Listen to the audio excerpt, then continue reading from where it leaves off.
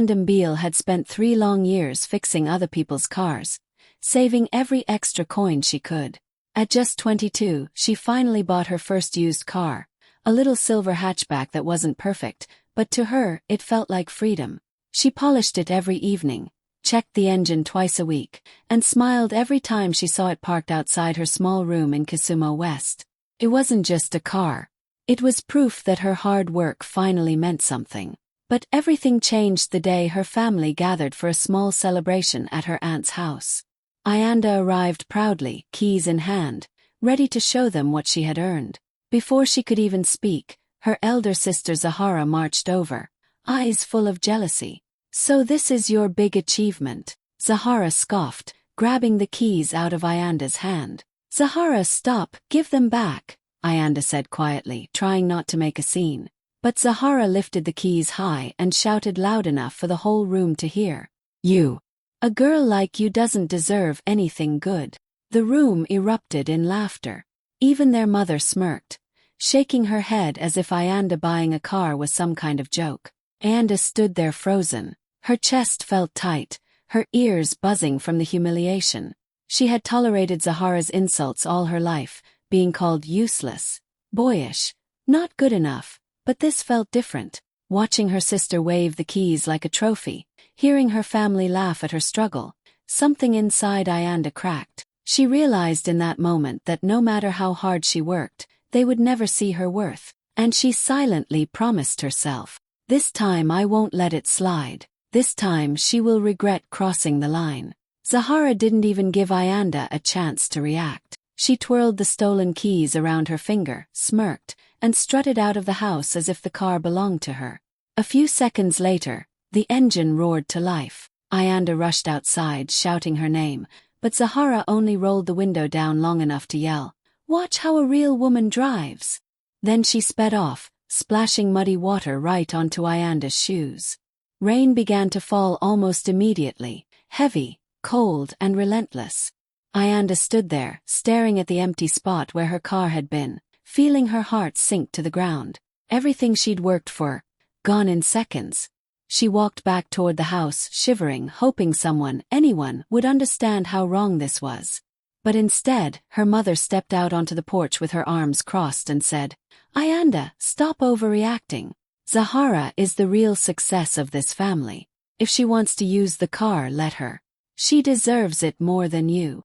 Ayanda felt the words hit harder than the rain. Deserves it more than you. After all the nights she stayed up fixing engines, after all the buses she walked past because she couldn't afford a ride, after all the sacrifices she made to save money, this was what her mother thought? She didn't argue. She didn't beg. She simply turned away and started walking home. The rain soaked her clothes, her hair, her shoes, everything. Cars drove past, and people stared as she trudged along the muddy road, shivering. But Ayanda's mind was somewhere else. She remembered Zahara stealing her clothes when they were younger, and their mother laughing as if it was a harmless joke. She remembered Zahara taking her savings once and calling it borrowing, even though she never returned a single coin. She remembered being blamed for things she didn't do just because she was the quieter sister, the one who never fought back. Favoritism wasn't new. Pain wasn't new. But losing her car like this, it cut differently. By the time she reached her small room, she was dripping wet and exhausted. She sat on the edge of her bed, shaking, not from the rain, but from anger building inside her. For years, she had let them walk over her. For years, she had swallowed her tears and stayed silent. But tonight something felt different. She looked at her reflection in the small mirror and whispered, voice trembling but firm, "This time I won't cry. This time I'll make them regret it." And she meant every single word. Ayanda sat in her small room long after Zahara drove off, staring at the empty key hook on the wall. Anyone else would think it was just a lost car, just a stolen ride. But the truth was far bigger, something her family didn't know, something Zahara had no idea she was messing with. That car wasn't truly Ayanda's. Not yet. It belonged to Mr. Mackay's, one of the wealthiest businessmen in the region, owner of Mackay's Motors, and a man whose name alone made mechanics straighten their backs. Ayanda had met him by pure chance 3 months earlier when his luxury sedan broke down outside the garage where she worked. She fixed it fast, confidently, and without fear, even though the other mechanics were terrified to touch it. He had watched her the entire time, arms crossed, nodding every few minutes. When she finished, he said the words she never forgot. "You have skill, girl. Real skill. Fix this car for 3 months, make it run like new and use it freely. If you impress me, I'll hire you for my main company." It was the biggest opportunity of her life. A chance to escape poverty, to prove herself, to build a future no one could take away. The used hatchback wasn't just transport. It was a test, a stepping stone, a door to a career she had dreamed about since she was a child. That was why Mr. Mackay's had installed a GPS tracker in the car.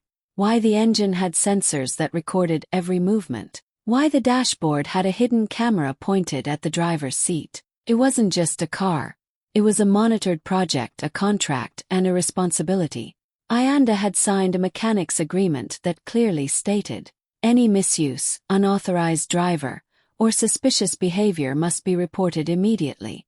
She had promised to keep the car safe. And now, Zahara, who didn't even know how to check engine oil, was out there driving it like a stolen toy. Ayanda felt panic burning in her chest. She knew that every reckless turn Zahara took, every harsh break, every speeding moment was being recorded. Mr. Mackay's would see everything. He would think Ayanda was irresponsible. He might tear up the contract. He might cancel her chance.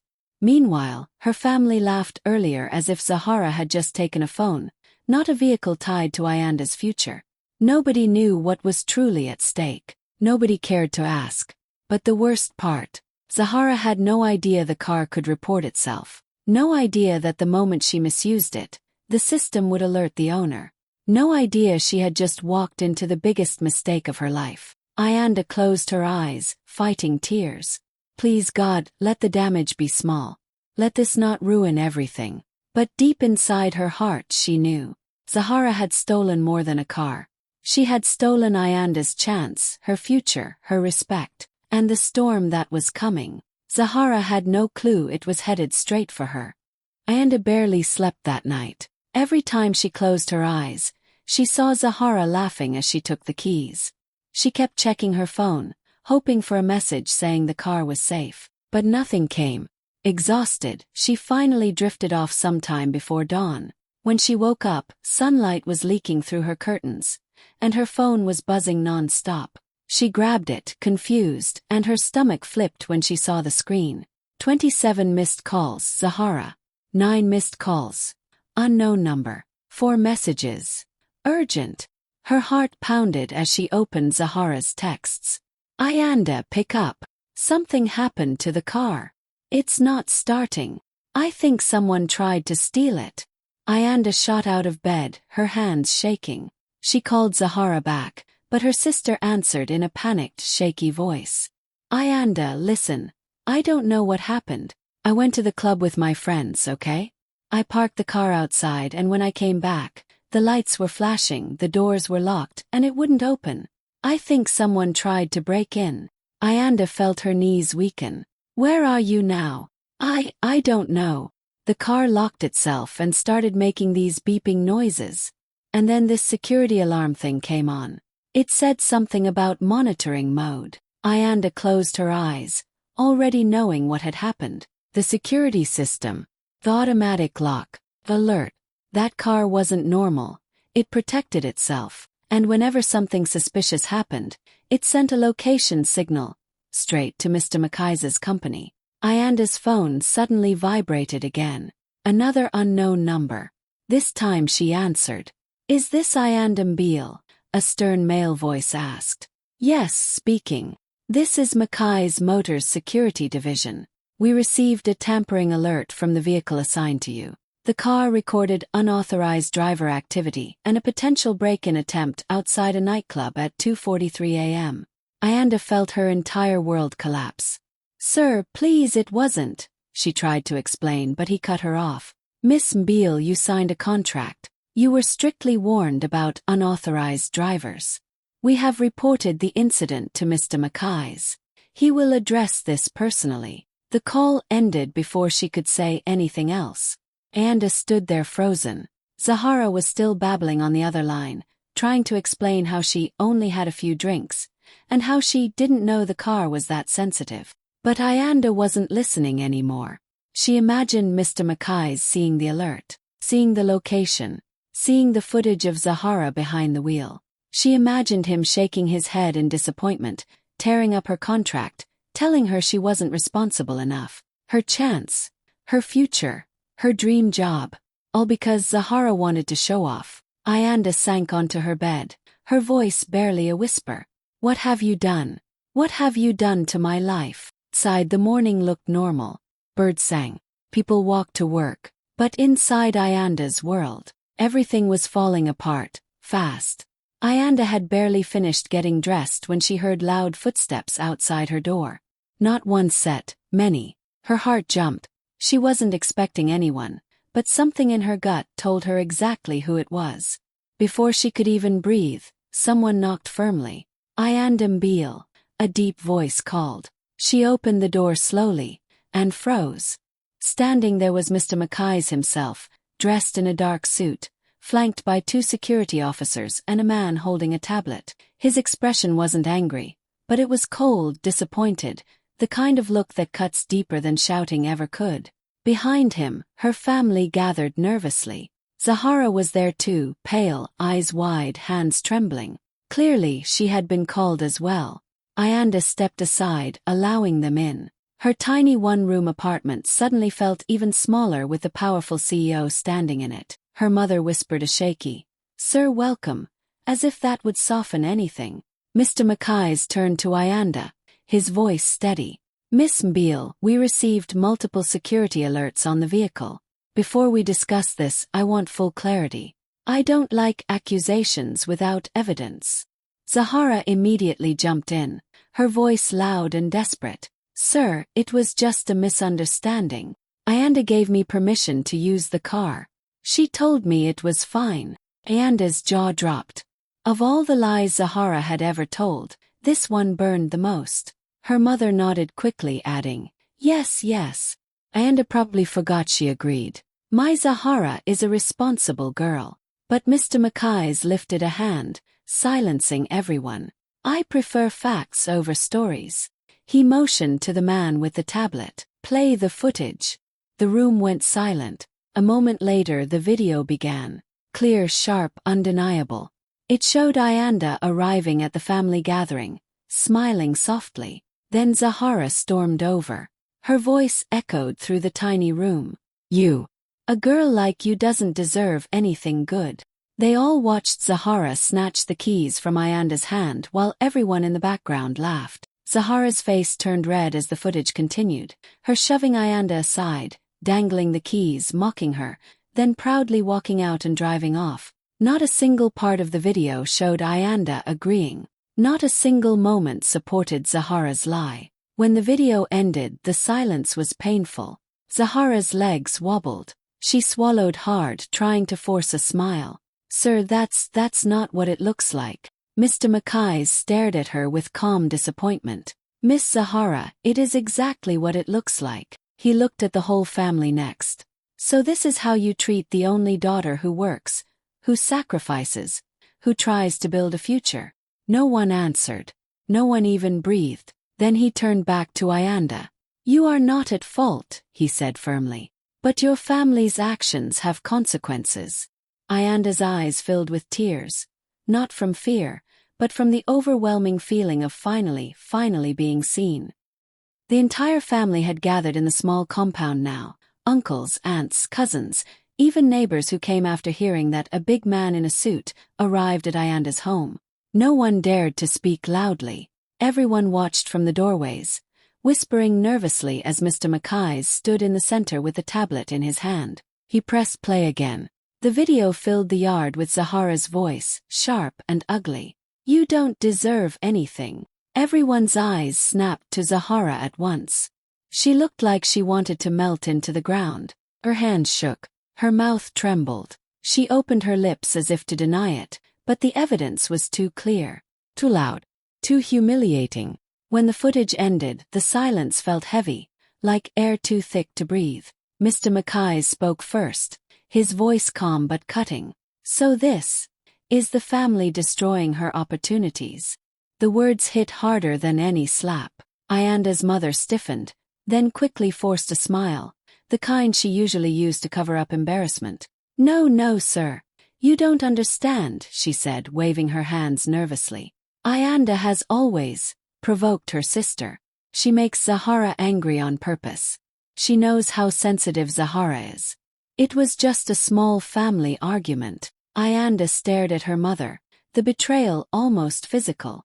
Provoked her. She had stood there quietly while Zahara humiliated her.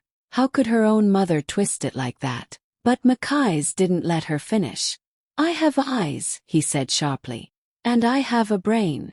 The mother froze. He continued. What I saw was one daughter working to build a future, while the rest of you tore her down. No one dared to look up.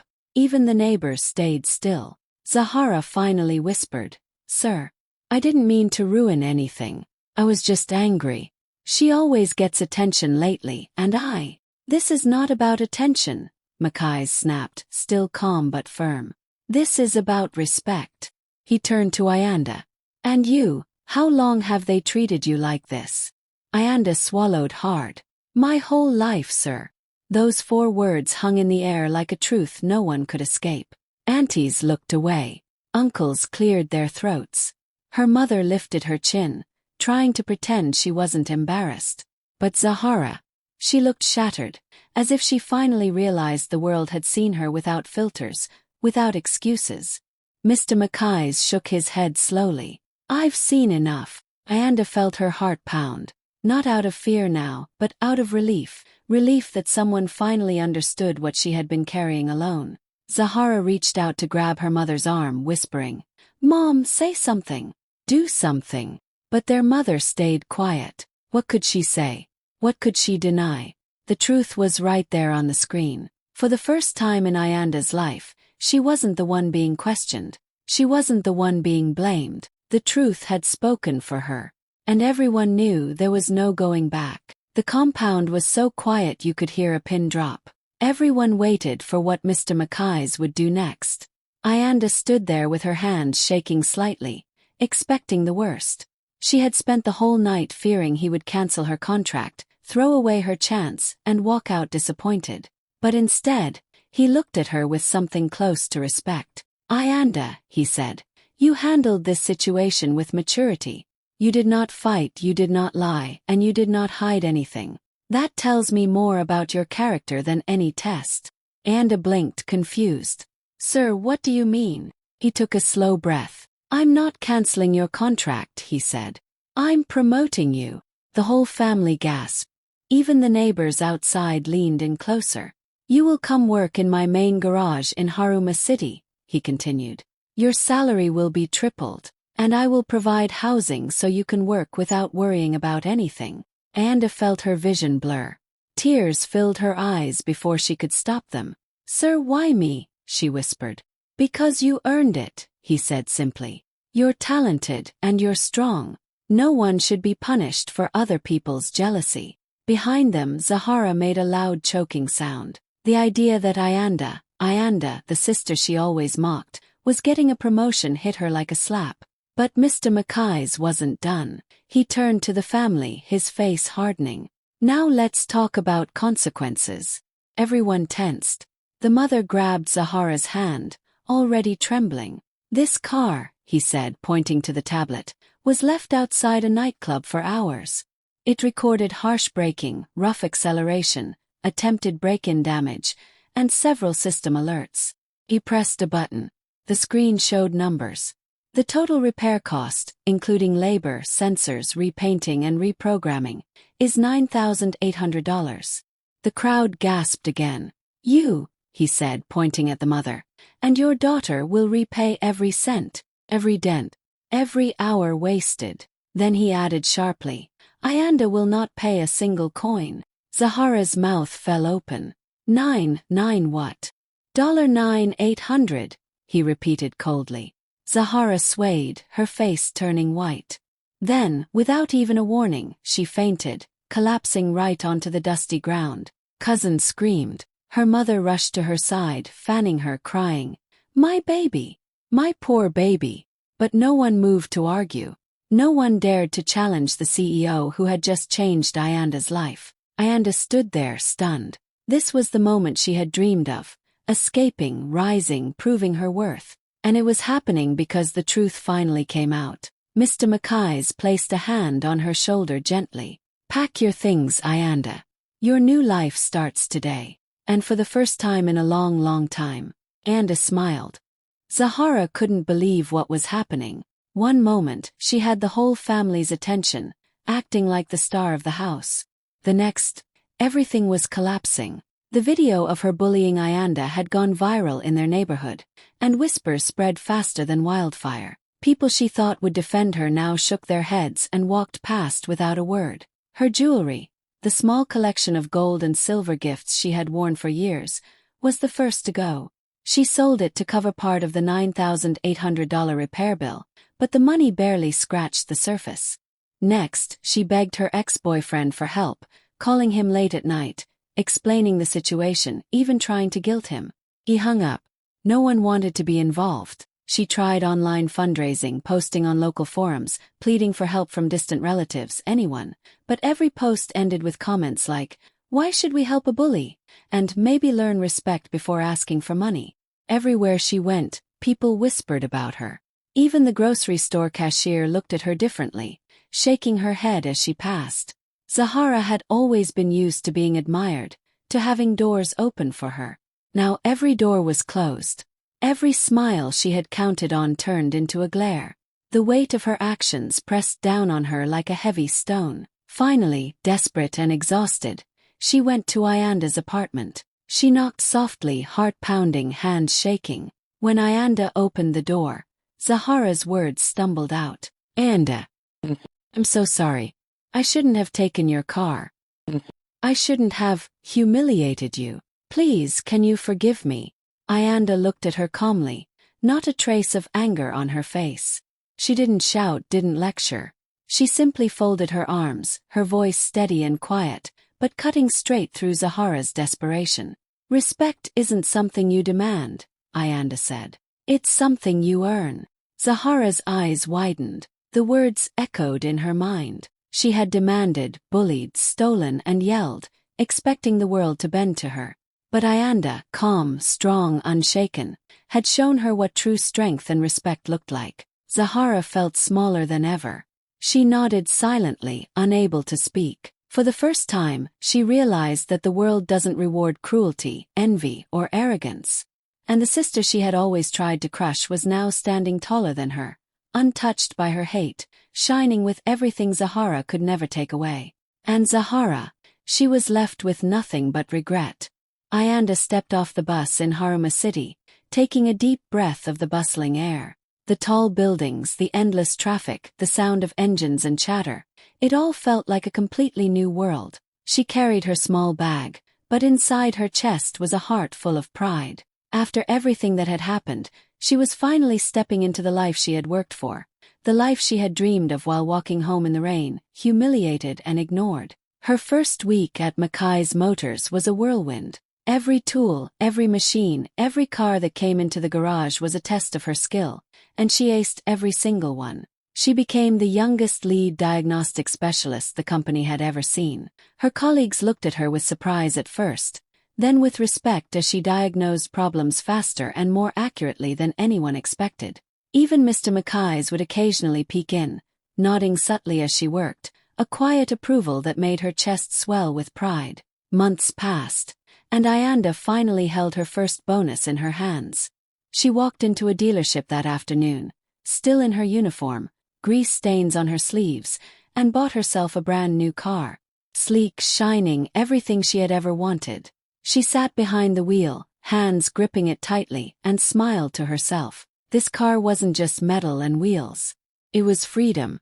It was proof that hard work, patience, and integrity could take her anywhere. Later that evening, she opened her phone and typed a single message to her family. She didn't send pictures, didn't brag. Just words, clear, calm, and strong. "I made it without hurting anyone. That's the difference between us." She hit send and put the phone down. There was no anger in her heart anymore, only a quiet satisfaction. She didn't need their approval. She didn't need their recognition. She had risen on her own, built a life no one could take from her, and proved that determination and honesty mattered far more than envy or cruelty. As she drove through the city streets that night, the lights reflecting off the hood of her car, Ayanda felt a sense of peace she had never known. Every struggle, every tear, every insult from Zahara and their family had led her here. She had earned this life with her own hands, and nothing, not jealousy, not bullying, not family betrayal, could ever shake her again. Ayanda smiled, pressing the accelerator gently. The city stretched out before her, full of opportunities, and she was ready to take every single one. Months later, Ayanda got a message from her family. Zahara was having a birthday party, and the whole family was begging her to come. For a moment she hesitated. Memories of the rain, the humiliation, the stolen car flashed through her mind. But then she smiled quietly to herself. This wasn't about revenge. It was about showing how far she had come.